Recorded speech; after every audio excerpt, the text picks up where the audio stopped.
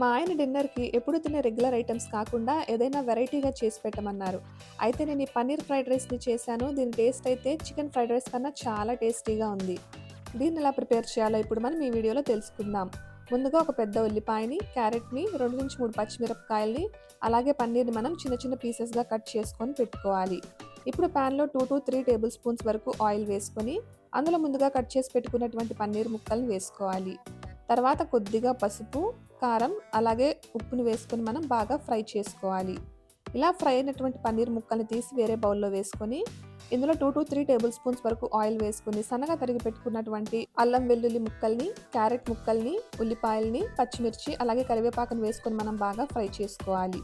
ఇంకెవరన్నా మన ఛానల్‌ని సబ్స్క్రైబ్ చేయకపోతే మా కోసం ఒక్క సెకండ్ టైం కేటాయించి లైక్ చేసి మన ఛానల్‌ని సబ్స్క్రైబ్ చేయండి.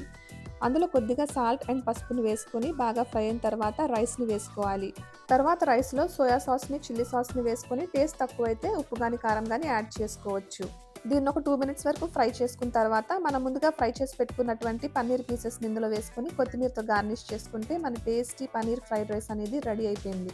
మీ పిల్లలు స్కూల్‌కి వెళ్తున్నప్పుడు దీన్ని లంచ్ కోసం చాలా త్వరగా ప్రిపేర్ చేసేయొచ్చు.